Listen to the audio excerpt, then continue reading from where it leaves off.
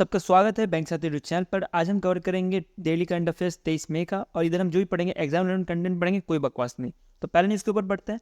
पहला न्यूज़ आ रहा है बैंक ऑफ महाराष्ट्र की तरफ से, जिसमें ये कहा जा रहा है कि बैंक ऑफ महाराष्ट्र जो है एज अ टॉप परफॉर्मर बन गया है among the public sector bank. जितने पीएसबी है उसमें जो है bank of Maharashtra top performer बन गया है in terms of business growth.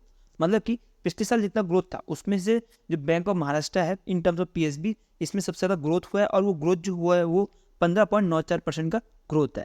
इसका मतलब ये नहीं है कि बैंक ऑफ महाराष्ट्र के पास सबसे ज़्यादा डिपॉजिट्स आए हैं या तो सबसे ज़्यादा लोन जो है बैंक ऑफ महाराष्ट्र को ही मिले हैं। इसका मतलब ये हुआ कि जितना इनकी वैल्यू थी पिछले साल उससे जो है सबसे ज़्यादा ग्रो किया है बैंक ऑफ महाराष्ट्र। और इसके बाद जो बैंक ऑफ महाराष्ट्र का जो बैंक आता है वो आता है स्टेट बैंक ऑफ इंडिया। इसके बाद जो है दूसरे नंबर पर आता है स्टेट बैंक ऑफ इंडिया, इसका जो ग्रोथ हुआ है एसबीआई का वो हुआ है 13.14% का। इसके साथ ही जैसे मैंने आपको बताया कि इसका मतलब ये नहीं कि डिपॉजिट सबसे ज़्यादा बैंक ऑफ महाराष्ट्र के पास है। इन टर्म्स ऑफ डिपॉजिट सबसे ज़्यादा जो है एसबीआई के पास है, और वो है कुछ 80 लाख करोड़ के आसपास। और अगर हम इसको कंपेयर करें बैंक ऑफ महाराष्ट्र के साथ तो आपको मिलेगा कि बैंक ऑफ महाराष्ट्र को 4 लाख करोड़ का जो है इनका जो बिजनेस हुआ था पिछले साल। तो आपको इधर साफ साफ दिख रहा होगा कि एसबीआई को अगर हम कंपेयर करें बैंक ऑफ महाराष्ट्र के साथ तो एसबीआई की जो वैल्यू है वो 16.7% टाइम्स ज़्यादा है महाराष्ट्र से। तो इससे समझ आ रहा है कि जो पिछले साल का जो बैंक ऑफ महाराष्ट्र का जो ग्रोथ था उससे जो है इस बार 15.94 का ग्रोथ हुआ है। और इसको आप नहीं मान सकते कि ये जो है डिपॉजिट वाला ग्रोथ है या लोन वाला ग्रोथ है, ठीक है। ये जो है जो पिछले साल था उससे उसके वैल्यू को कंपेयर करके ये ग्रोथ नापा गया है। नेक्स्ट करंट अफेयर चलते हैं। नेक्स्ट करंट अफेयर से हमारा कि एसबीआई को नेट प्रॉफिट हुई है इस बार कितने की 21.59% की year on year net profit हुई है। और इसकी आपको वैल्यू भी याद रखनी कितनी है, 61,077 करोड़ की इनकी नेट प्रॉफिट हुई है इस साल, पिछले साल से इस साल। और इधर इवन एसबीआई का एक जो क्वार्टर फोर का जो इनका रिपोर्ट आया था उसमें भी बोला गया था कि एसबीआई ने जो नेट प्रॉफिट किया क्वार्टर फोर में पिछले फाइनेंशियल ईयर 2024 में वो 20,000 करोड़ के आसपास है। ये आपको याद नहीं रखना, वैल्यू कुछ काम का नहीं है। तो मैं आपको बता रहा हूँ कि 24% का पिछली बार ग्रोथ था। और आप यहाँ नीचे से यहाँ से पढ़ सकते हो कि ये कितने 61,077 करोड़ का जो है इनको पिछले साल फाइनेंशियल में लाभ हुआ है, ठीक है। और ये एयर ग्रोथ की वैल्यू भी आपको रखनी है कि 21.59% का इनका एयर ग्रोथ है एसबीआई का। ये जो भी आपको मैंने बताया ना ऊपर, ये जो भी आपको ये मैंने आपको ऊपर बताया है, ये अगर आप सितंबर के एग्जाम की तैयारी कर रहे हो तो आपके लिए काम की नहीं है। लेकिन अगर आपका एग्जाम आसपास है तो आपको ये सारे भी क्वार्टर्स जो आते हैं ये भी याद रखने पड़ते हैं। तो आपको ये भी ध्यान रखना है, एग्जाम पॉइंट ऑफ व्यू से इंपॉर्टेंट है, ठीक है। नेक्स्ट करंट अफेयर से बढ़ते हैं। नेक्स्ट करंट अफेयर जो भी अपॉइंटमेंट्स है मैंने एक साथ कर दिया। तो पहले अपॉइंटमेंट की तरफ बढ़ते कि पहले अपॉइंटमेंट क्या बोल रहा है।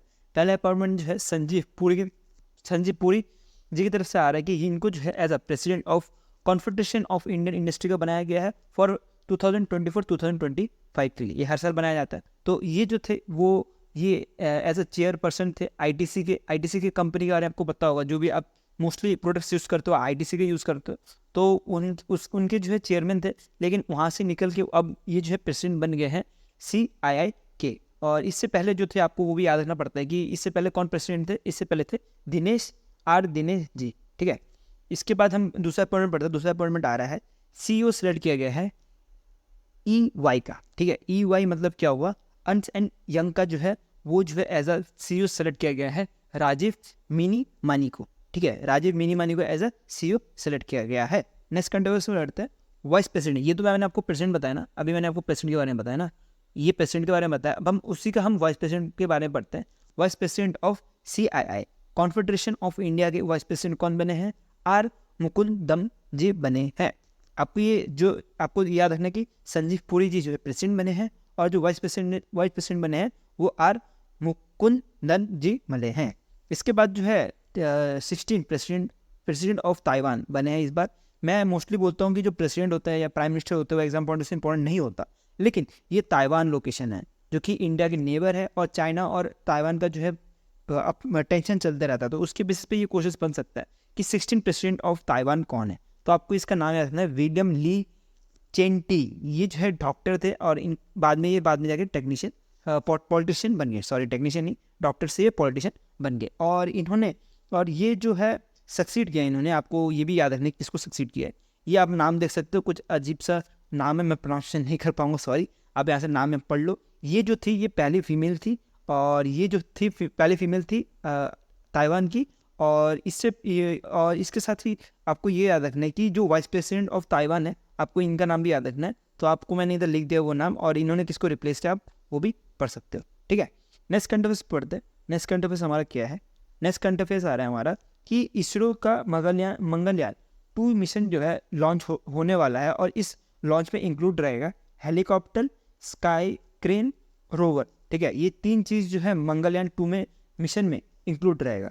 अब मंगलयान मिशन जो है वो क्या करेगा, ये जो है मार्स में जाने का मिशन है, और इसको जो लॉन्च किया जाएगा लेट 2024 को। और इसके बाद इंडिया जो है फोर्थ नंबर पे कंट्री बन जाएगी इन दी वर्ल्ड, जो कि मार्स में जाने वाली कंट्री बनेगी आफ्टर यूएसए, रशिया और चाइना के बाद इंडिया बनने की 4th नंबर पे, जो कि मार्स में जाएगी। और इसमें इसरो प्लान कर रहा है कि इसरो जो है एक तरह का रोवर भेजेगा। रोवर आपको इमेज से पता लग रहा होगा, ये कुछ एक तरह का रोबोट होने वाला है जो कि मार्स में जाके सैंपल कलेक्ट करने का काम करता है। तो ये रोवर को जो है ये स्काई जो आपको दिख रहा होगा ना, स्काई क्रेन के थ्रू आपको ये लटका के भेजने का काम करेगा, जिसकी वजह से जो लोकेशन जिस लोकेशन में भेजना है वो प्रिसाइज लोकेशन में जो है इसको भेजा जाए। ऐसा कुछ काम करने का प्लान करे इसरो। और ये सेम चीज़ जो है नासा का जो रोवर है, परसेवरेंस रोवर है, ये इन्होंने करके दिखाया। तो इन्हीं का जो आइडिया है उसके बेसिस पे इसको बनाया जा रहा है इसरो के द्वारा। नेक्स्ट करंट अफेयर से बढ़ते हैं हमारा। उससे पहले हम मंगलयान 1 के बारे में थोड़ा कुछ पढ़ लेते हैं। मंगलयान लॉन्च किया गया था 5 नवंबर 2013 में, और इसको जो है काम करने के लिए इसका जो रोवर था उसका काम था कि इसका जो ये जो रोवर नहीं था, इसका जो काम था कि मार्स को ऑर्बिट करना और इसमें से डेटा कलेक्ट करना, और इसको ऑब्जर्व करने का काम था इस मिशन का 2014 से लेकर 2022 तक। तो इसका जो है डेट खत्म हो गया, अब टाइम आ चुका है मंगलयान 2 जो है लॉन्च करने का, और ये जो है लेट 2024 तक लॉन्च हो जाएगा। नेक्स्ट करंट अफेयर से बढ़ते हैं। नेक्स्ट करंट अफेयर वापस से स्पेस की तरफ से आ रहा है, जो कि है ब्लू ऑरिजिन की तरफ से। ब्लू ऑरिजिन का एक मिशन है जिसको NS-25 मिशन बोला जाता है। अगर आप करंट अफेयर फॉलो करते हो तो आपको ये बार बार सुनने में आ रहा होगा कि लोगों को जो है ना स्पेस टूरिज्म कराया जा रहा है। और इस स्पेस टूरिज्म करा कौन रहा है, ये जो है जेफ बेजोस जी करा रहे हैं, जो कि अमेजॉन के फाउंडर है, और इनकी जो कंपनी है ब्लू ऑरिजिन। ठीक है, तो ये ब्लू ऑरिजिन ने बिल्ड किया है एक रॉकेट सिस्टम जिसका नाम रखा गया है न्यू शेपार्ड। तो ये जो है रॉकेट जो है वो 6 मेंबर्स को लेके जाएगा, कहाँ पे, स्पेस में लेके जाके उनको जो है स्पेस में जैसा ग्रेविटेशन नहीं रहता स्पेस में, वैसे जो फीलिंग है, कैसी फीलिंग आती है विदाउट ग्रेविटेशन, और स्पेस में जाने का कैसी फीलिंग होती है वो बताने का काम करेगा। ये कोई आम आदमी नहीं जा सकता, इसके बहुत सारे पैसे हैं, वही जा सकता। तो इस पर से 6 बंदों को सिलेक्ट किया गया। इन 6 में से एक इंडियन पर्सन है, आपको वो एग्जाम पॉइंट से इंपॉर्टेंट है, वो आपको याद रखना है। तो ये जो है वो उनका नाम आपको याद रखना है, वो है गोपी थोता कोरा, और ये बिलोंग करते हैं अरुणाचल आंध्र प्रदेश से। ठीक है, या आंध्र प्रदेश से बिलोंग करते हैं। ये ओनली इंडियन है जो कि इसमें जा रहे हैं, और ये जो पहले इंडियन भी है ये भी पहले इंडियन है जो कि स्पेस टूरिज्म के लिए सेलेक्ट किए गए हैं बाय NS-25 मिशन। ठीक है, और ये जो है 7th ह्यूमन फ्लाइट टेस्ट होने वाला है। इससे पहले भी हो चुका है, तो अभी ये जो है 7 नंबर का ह्यूमन स्पेस फ्लाइट होगा। ठीक है, नेक्स्ट करंट अफेयर से बढ़ते हैं। नेक्स्ट करंट अफेयर्स है, उससे पहले हम ये समझते हैं कि कर्मा लाइन क्या होता है। अब देखो यार, स्पेस में जाएंगे ना, तो स्पेस में जैसे ये आप मान लो ये हमारा अर्थ है, इसके ऊपर एक लाइन होती है, इसको बोला जाता है कर्मा लाइन। ठीक है, इसको कर्मा लाइन बोला जाता है। अगर हमने इस लाइन को क्रॉस कर दिया ना, इसका मतलब हम स्पेस में पहुंच गए। ऐसा कुछ कर्मा लाइन का कहना होता है। तो हम अब समझते हैं कि कर्मा लाइन कितने किलोमीटर ऊपर होता है अबव द अर्थ। आपको इधर सीधे देखने की 100 किलोमीटर ऊपर होता है अबव द अर्थ। इसमें क्वेश्चन बनने के चांसेस कम है, लेकिन आपको तभी थोड़ा बहुत पता होना चाहिए, बाई चांस पूछ लिया तो। नेक्स्ट करंट अफेयर्स में बढ़ते हैं। नेक्स्ट करंट अफेयर्स है हमारा कि IRRPL मतलब कि Indo Russian rifle private limited. ठीक है, राफेल पढ़ रहा हूँ यार मैं, क्या कर रहा हूँ।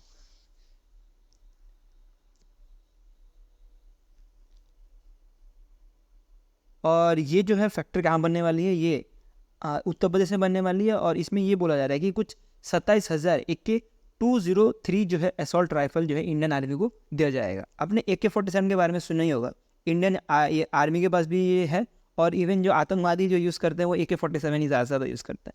तो इसी का जो एडवांस वर्जन जो है बनाया गया है AK-203, और इसमें जो बोला जा रहा है कि इसमें 25% जो है लोकलाइज आइटम जो है यूज़ किया जाएगा, और बाकी 75% जो है फॉरेन से जो आइटम आएगा उसको यूज़ किया जाएगा। लेकिन अभी जैसे कि मैंने आपको बताया कि 27,000 ही हमारे पास आए हैं, इसके बाद जो है और 70,000 और राइफल्स आएंगे। तो इसमें जो लोकलाइजेशन है वो 5% से बढ़ के 70% तक हो जाएगा। इवन इसको जो है 100% बनाने की बात चल रही इस राइफल्स को। और आप इसका लोकेशन भी देख सकते हो, उत्तर प्रदेश में ये कहाँ पे है, आप इसका लोकेशन भी देख सकते हो ये कहाँ पे है। और इसमें आपको ये देखना है कि ये इंडिया और रशिया के बीच में ये पार्टनरशिप है। नेक्स्ट कंट्री से बढ़ते हैं। नेक्स्ट कंट्री आ रहा है हमारा 3AI होल्डिंग, जो कि एक अबू धाबी का एक यूएई बेस्ड इन्वेस्टमेंट फंड है। इन्होंने पार्टनर किया है with Sitha Mahalakshmi health care India के साथ। और ये पहला होम ग्रोन, पहला नहीं, ये home grown artificial intelligent platform बना रहा है जिसका नाम है हनुमान AI।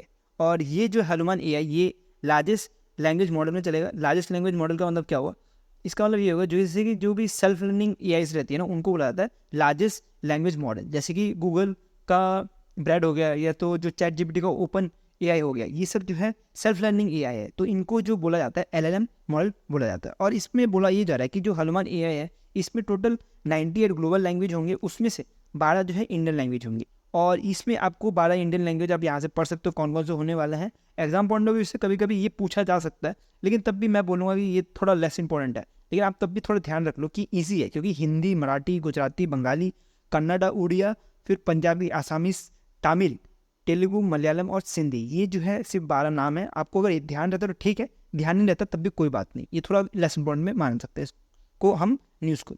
तो इसके बाद जो ये प्लेटफॉर्म है, ये प्लेटफॉर्म क्या क्या करेगा उसके बारे में थोड़ा पढ़ना पड़ेगा आपको। ये हेल्प करेगा हेल्थ केयर को, गवर्नेंस को, फाइनेंस को और एजुकेशन सर्विस देने के लिए ये जो है हनुमान AI हेल्प करेगा। ठीक है, इतना ही था न्यूज़, इससे ज़्यादा कुछ पढ़ने की जरूरत नहीं है एग्जाम पॉइंट ऑफ व्यू से। आपको पता होना चाहिए टोटल 98 ग्लोबल लैंग्वेज थे, उसमें से 12 जो इंडियन लैंग्वेज है, उसमें से 12 इंडियन लैंग्वेज आपको याद नहीं हो पाता तो कोई बात नहीं, नॉर्मली ट्राई करोगे हिंदी, फिर गुजराती, मराठी, ये सारे लैंग्वेज हैं। इसके साथ ही इसमें 4 जो है ये जो है प्लेटफॉर्म हेल्प करेगा 4 सेक्टर को। आप वहाँ से यहाँ से पढ़ सकते हो, health care, governance, financial service और एजुकेशन को। नेक्स्ट कंट्री में बढ़ते हैं कि नेक्स्ट कंट्री सुपर इंपॉर्टेंट है यार, ये इसमें तो क्वेश्चन बन सकते हैं, मैं सुपर इंपॉर्टेंट बोलूँगा इसको।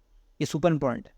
ये सुपर इंपॉर्टेंट क्यों है, क्योंकि अभी आपने अगर थोड़ा भी करंट अफेयर्स फॉलो करते होंगे तो आपने ये नाम जरूर सुना होगा यार, बहुत फेमस पर्सन है। ठीक है, और ये ईरान के क्या है प्रेसिडेंट थे, क्या है प्रेसिडेंट थे। इनका जो है हेलीकॉप्टर में क्रैश हो गया, तो क्रैश की वजह से अभी जो वाइस प्रेसिडेंट थे मोहम्मद मुकबर, इनको जो है एज अ इंटरमीडिएट प्रेसिडेंट बना दिया गया फॉर ईरान 50 दिन के लिए। जब तक नया प्रेसिडेंट सेलेक्ट नहीं होता तब तक इनको जो है एज अ इंटरमीडिएट PM मतलब टेम्प्रेरी PM जो है टेम्प्रेरी प्रेसिडेंट बनाया है 50 दिन के लिए। और इसके साथ ही इसके साथ ही जो ईरान की कैबिनेट है, इन्होंने जो डिप्यूटी फॉरेन मिनिस्टर थे पहले अली बखारी, इनको जो है बखारी कानी जी, इनको जो है as a acting foreign minister बनाया है, क्योंकि इसमें भी जो है एक बंदे की डेथ हो गई थी अमीर जी की। ये इतना इंपॉर्टेंट नहीं है एग्जाम पॉइंट ऑफ व्यू से, लेकिन ये वाला जो चीज़ है ना ये सुपर इंपॉर्टेंट है। मैं वापस बोल देता हूँ आपको, ये वाला जो न्यूज़ है ना आपको, सॉरी ये पीछे आ गया थोड़ा, इसको थोड़ा आगे ले जाते हैं यार, चल भाई आगे आ गया।